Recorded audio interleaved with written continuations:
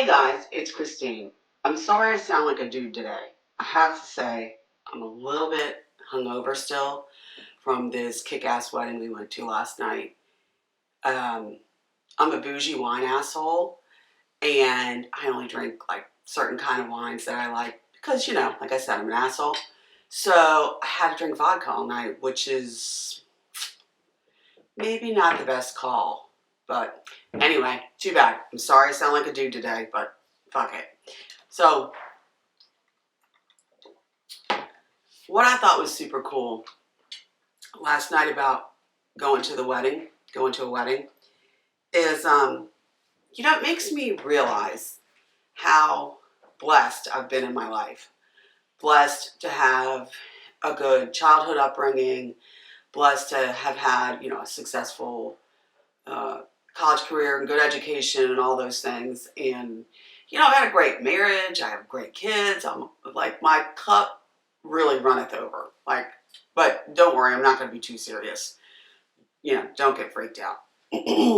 So I don't really know what this episode is going to be called.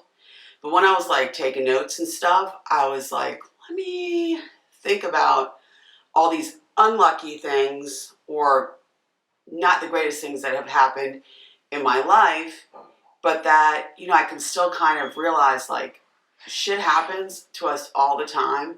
And we need to make a decision whether we're going to carry that with us and like keep a resentment towards God or whomever, or just get the fuck over it. Get the fuck over it. So that's what I've had to do or chosen to do or whatever in my life. So I was going to go through the histrionics, I think that's a word, of all my crazy medical things that I've had in my life, okay? So, first thing, my mom's a tiny little lady. I think she likes to say she's 5'2", but she ain't 5'2". But anyway, I was an 8-pound chunker, and from a lady that's tiny like that, I was big. And I came out like with this giant black eye because the forceps, they had to pull my fat ass out of her body. Anyway, I had like a little cut and a big black eye. So immediately upon birth, probably in the womb also, I was Scrappy. You knew this bitch is going to be Scrappy. Of course, I'm sure they called me a precious angel, their most wonderful gift ever, blah, blah, blah, whatever. But anyway, so that's a little crazy thing. And then, as you get older, you don't even realize when you're a kid how lucky you are. To be in a home where you always have food and clothing and all these things. And not until like after I was out of high school and I graduated from college did I ever look back and think I probably had more than a lot of my friends, but it didn't even really enter my mind at the time. And I don't care. I'm not saying that to gloat. I'm just saying that you don't realize how lucky and blessed you are in your life until you're a little bit away. You have some distance between those times and you can, get clarity into how your life has turned out or whatever. I mean, I'm not done living yet. It's not over yet. But, I've had some fucked up shit happen to me. When I was 10, I think I was 10, I was having like abdominal pain and I just felt terrible and just I couldn't sleep. And that's why I can't watch that stupid fucking movie, Flash Gordon. Number one, it's a dumbass movie. Nobody should ever watch it. And number two, I can't watch it anymore because when I wasn't feeling good, I was watching it to try to distract me from the fact I wasn't feeling good. If that makes sense. But anyway, I digress. So I end up getting to the hospital and I need to have my appendix removed. But before they were able to do that, it ruptured. And so that's led to like a long life of, struggles with scar tissue and, infertility and all this stuff. But the fact that I'm here, sitting here now, after having a ruptured appendix and 2 surgeries from that and all that, I realized, yeah, that was fucked up. But every fucked up thing that happens in your life get you to where you are, and it kind of gives you a better perspective and a greater appreciation for your life. And I think that's very important, that I really decided at some point in my life to not ask God to heal me or to heal anybody that I love, but to help us get through those shitty times. And there's a lot you're going to deal with in your life, a lot of shitty things that are going to happen to you, and things always don't happen for a reason. Like, that's not one thing I say, like, oh, God means for everything to happen. I don't believe that. I believe we all have free will, and we can do dumb shit all the time, and God's not going to make us do that or prevent us from doing it. But we have to live with the outcome. Not that the appendix thing had anything to do with that, of course. But so my appendix was ruptured. I spent like 3 weeks in the hospital. It was pretty miserable experience, because it's not like now where they encourage your parents to stay, or you have a room where they can spend the night. So I spent a lot of nights there, for 3 weeks. Maybe they were there every now and again overnight, but I don't really recall that. And my mom's probably going to call me and tell me what a fucked up person I am because she stayed there every day. She was not there at night. It was not really allowed, I don't think. There was visiting hours, So here I am, this 10-year-old kid, like in the hospital, by myself. And I realized even at that age, like, I have to advocate for myself. Not that my parents weren't willing to advocate for me, but that, I was put in a position where I'm like, I need to speak up for myself. And at the time I just thought, maybe I was being needy or whatever. But now I realize that, every age you should be able to advocate for yourself. And if something's not going right, fucking ask for it to be changed, whether you're 10 or 100, it doesn't matter. So anyway, I was in the hospital for my appendix rupturing, and I had 2 surgeries, and I have a bunch of scarring and scar tissue and all this bullshit. One highlight of being in the hospital is that my sisters brought me this Tom Selleck poster.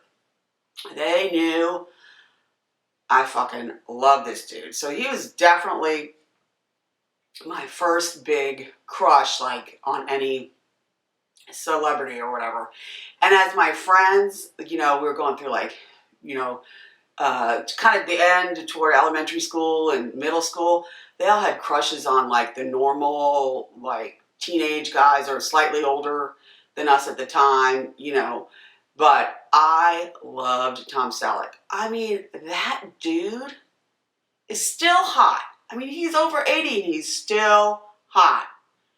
Now, I'm not going to say I would bang him. And at 10 years old, I didn't think I was going to bang him. But can't we just appreciate beauty when you see it? I mean, that guy is a good-looking dude. Sure, I'll never hear this. I don't really give a fuck. That's not the point. I'm not going to get married to him.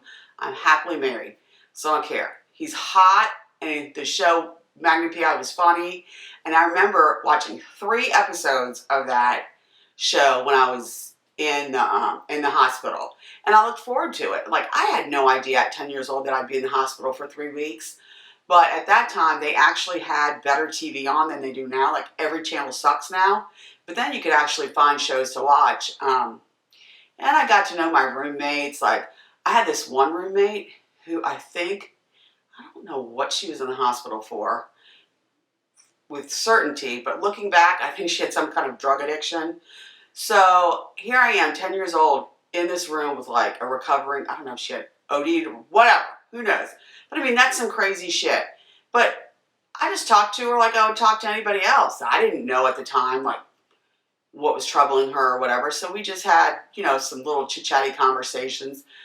Even then, I was using, where I was and the circumstances I was in as an opportunity to have a conversation with somebody I didn't know.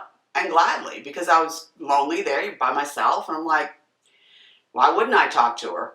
Clearly I've never really been introverted. So it's never really been a problem for me to approach and talk to people. So anyway, enough with that. Blah, blah, blah. It's just boring bullshit. You can always, like, skip past this boring part. But anyway, so that happened.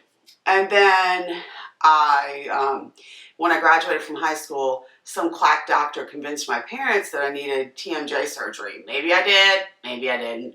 I don't fucking know. Anyway, it made me a goddamn miserable. I was a miserable bitch to be around. And one night, my parents were like, hey, we're going to Popeyes. Does anybody want anything?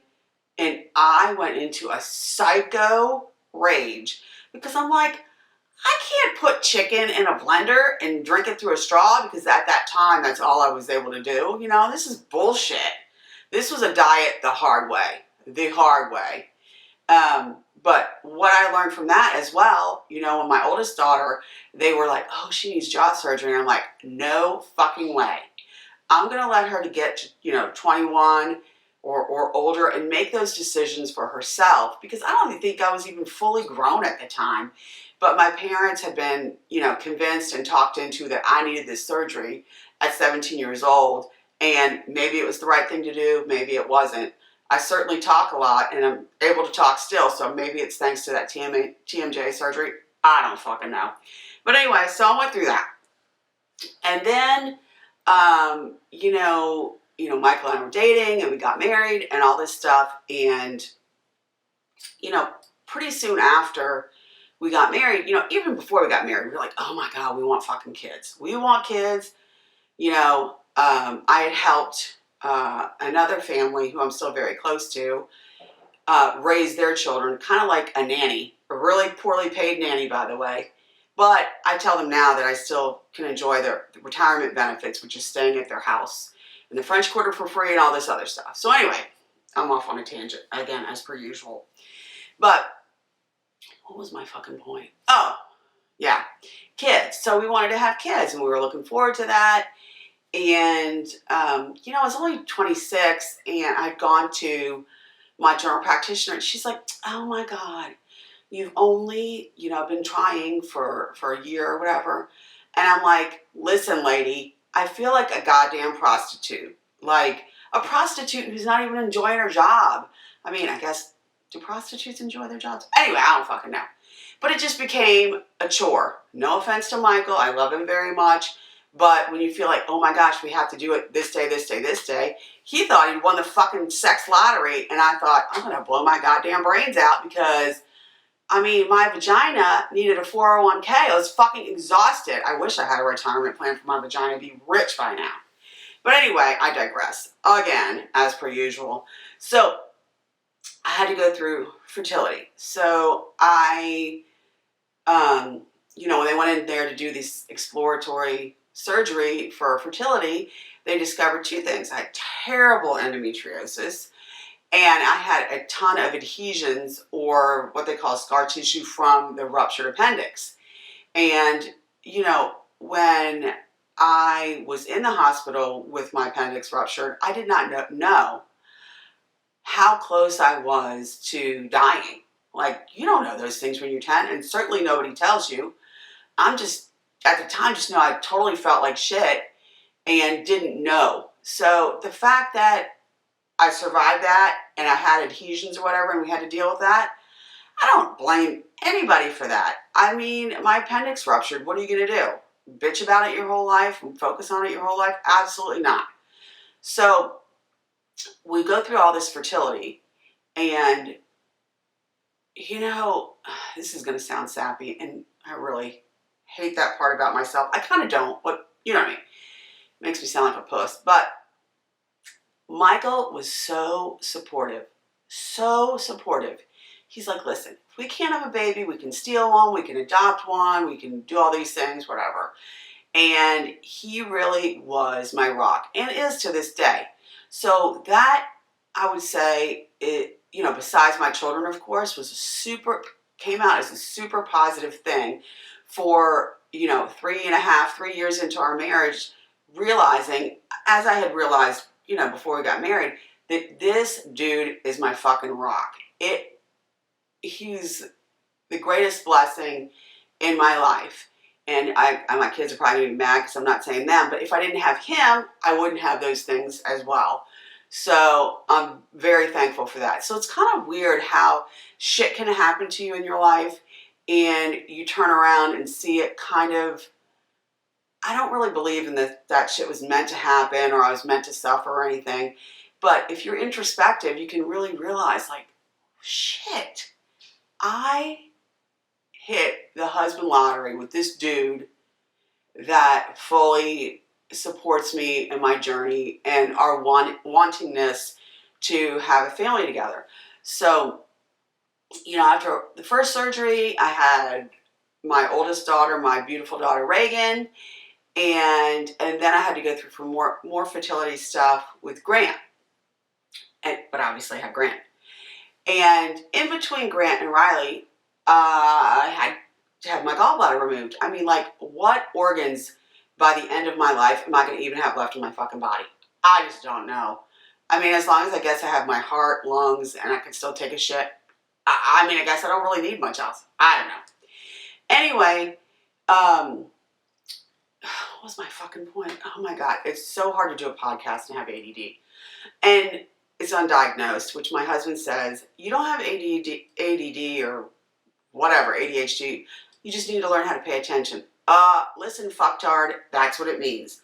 Anyway, I need to get back on the subject. But anyway, so I have my gallbladder removed. The lady says to me after the procedure, and I have no recollection of this, but she said, I took your gallbladder out, and while I was in there, I cleaned up a lot of endometriosis and scar tissue, And so that enabled us to get pregnant with Riley. And what an amazing blessing all three of my kids are. But a great blessing to have that third child without the pressure, that pressure that women have, like to have kids, to be able to have kids, all that. I had no pressure at all from society or Michael or whatever. We thought, if we can only have 2 kids, they're fabulous, great. So she takes my gallbladder out. She tells me all this, like she cleaned me out. I have no recollection of this. 0, okay? So, this is TMI, but I don't give a fuck.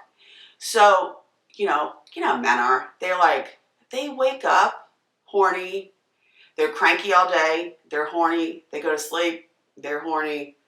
Basically, they're horny 24/7. But, so, I developed a latex allergy to condoms. Okay, obviously. Which is another quirky, wacky fucking thing about my body. Okay, latex allergy. And he comes to me one night and he goes, "Hey girl." And I'm like, "Oh, Jesus." And I'm like, I don't think so. And he's like, "Hey girl,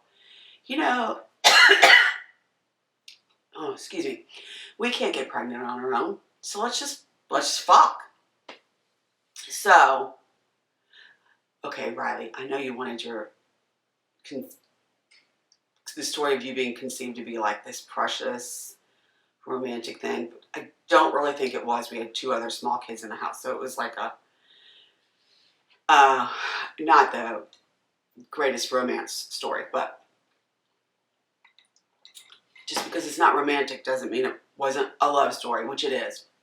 So, a couple weeks later, I am standing in my kitchen, like at the sink, And I'm like, oh my God, I feel like shit. Why do I feel like shit? I feel horrible. And so we were refinancing our house, and Michael is there, because men are just pussies when it gets cold. We're refinancing our house, so he's wearing like a sweater, corduroys, and here I am in a long sleeve shirt and shorts, and I'm like, oh my God, it's so fucking hot in here. He goes, "You are nuts." And yes, I am, but state something more obvious. Anyway, so I go to the drugstore and I get this pregnancy test because I'm like, I'm either dying or I'm pregnant. And I had never gotten pregnant on my own, so I didn't really know what the regular symptoms were supposed to be, dizziness. I was tired because I had two small children. I thought, all these things are just a part of being a parent, right? So I found out I was pregnant with Riley, and that's when Grant was 9 months old, and I'm like, holy fuck. I don't know how I'm going to do this. I do not know how I'm going to do this. And my mother-in-law said that that was the only time that she's ever known me to be quiet. Just like speechless, because I'm like, how am I going to raise two babies at the same time? But it became easy, and it was a blessing. And the three of my kids are great friends, still always were. And so that's been another great blessing of my life. Like, it went from something shitty happening to something amazing happening afterwards. So do I regret any of these obstacles or any of these health conditions? No, because you can't live your life in regret. I mean, you can't fucking do anything about it anyway, so you just got to roll with it and move on to the next thing.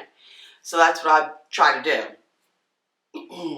And then, of course, I've had all these weird dental things, and I had to get a root canal, and then they had to pull my tooth.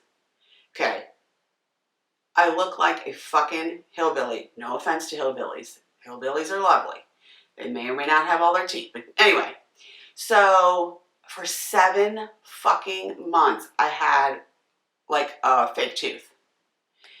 And, it's depressing and everything. But then I kind of just became self-deprecating. I think that's the word. Anyway, and I started like flipping my tooth in and out to freak people out, like wherever we went. And so I was trying to make light of a heavy situation, but, it turned out fine. I have a tooth now that I kind of like, kind of don't like, but what the fuck? I mean, in my life, I have this abundance of wealth, not necessarily financial, but I mean, I'm so lucky. I have 3 healthy kids. I have a husband that loves me, even though I'm 30 pounds, 40 pounds more than I want to be. I hit the family lotto. I am in a good space in my life, and I feel very fucking lucky, amazed. I had terrible, terrible food poisoning. We don't need to go into that, but basically it was a pretty shitty experience. And most recently, I had last year, I'm losing track. Last year I had 2 pulmonary embolisms, okay? Whatever. And who knows how it happened. So I ended up in the hospital, blah, blah, blah. And, really it should have been a wake-up call for me to get off my fat ass and exercise. And I really need to do that because, number 1, I need to lose a little weight. Number 2, last night I was wearing a sleeveless dress at a wedding, and I looked like a fat fuck. Not cute, not cute. I didn't even realize arms could have cellulite until I saw mine in photographs last night. So I really need to do something about it. Try to hold myself accountable, maybe. I don't know. I just like food and alcohol too much. I mean, what the fuck?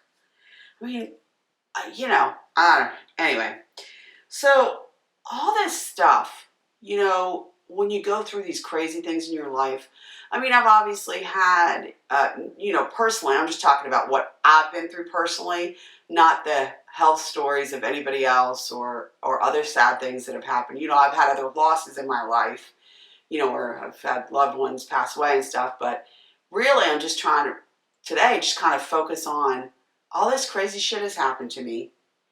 I could choose to, be afraid to live life to the fullest or whatever, but I'm like, fuck it. We should all live life to the fullest. You should not wait for tomorrow. Like, if you are out at a restaurant and you're like, I really, really want that dessert, fucking get it and enjoy it. And then maybe the next day you eat a little lighter, or what I like to do is only eat half my dinner. Michael will eat it the next day for leftovers, and then get dessert. So anyway, have the goddamn dessert. Enjoy your dessert. If you can afford to go on a vacation while you and your spouse and your kids are still young and healthy and available, go on that vacation. You don't have to go to the Bahamas. You don't have to go somewhere fancy, but go on that vacation. Don't ever say, I'm going to wait till I fucking retire to go enjoy my life. Enjoy your life today. Appreciate the people around you today. And don't think, oh, when I retire, I'll be able to do this. When I retire, I'll be able to do that. You know what might fucking happen when you retire? You might fucking hate your spouse and divorce their ass. I won't, honey. I love you, Michael. I'm not going to divorce you, so don't worry. But, you know, shit happens. Shit happens every day. And I'm living proof of that. Like, I'm not going to dwell on the bad, negative bullshit that goes on because it gets me to where I am or has gotten me to where I am, you know? Enjoy your life. Eat the dessert. Go on the vacation. And you know what? This is one reason why I curse if I want to. Because I'm not going to let any fucktards tell me what I can and can't do. You live your life to the fullest and be your authentic self. You will never have any regrets. You know, yes, you may drop an F-bomb in an inappropriate situation, but you just own it and maybe you say it again and maybe you don't in that situation. But enjoy yourself. Do not feel like in your life you have to censor yourself to please other people. It's bullshit. Don't do it. You need to truly be your authentic self. Or what is this life for? Now, I mean, I understand, like, it's situational. I've talked about it before, about how you can and cannot, you know, do certain things or whatever, you know, in certain places, I guess. But for the most part, be your authentic self. Love who you are. Like, I'm fat as fuck right now, but I still love my life. I still love my husband. I'm blessed every day. Like, what I need to do is look internally and say, hey, fat bitch, get off your ass and go do something, or stop complaining about it. So I don't really complain about being a fat fuck too much. Sometimes I do. I can't say. But I mean, I need to do something about it, or shut up. You know? Get on with it. Enjoy your life. And it's not too late for anybody. You can be any age you want and have a dream. Have a dream. It can be a dumb dream. It can be a dream that never comes true. But fucking have that dream and enjoy your damn life. And just remember, shit happens. Shit happens to all of us every day. And I'm not trying to minimize, you know, somebody may have like a much more serious health concern than I do. And I'm not trying to minimize that health concern or, you know, it's severity or sadness or whatever. I'm not trying to minimize it. I'm just saying that don't let that one thing fuck up the rest of your days or your life or anything else. Okay? I think I'm just hungover enough to think this podcast is over. I hope y'all have a great day or evening, and I'll talk to y'all later. See ya.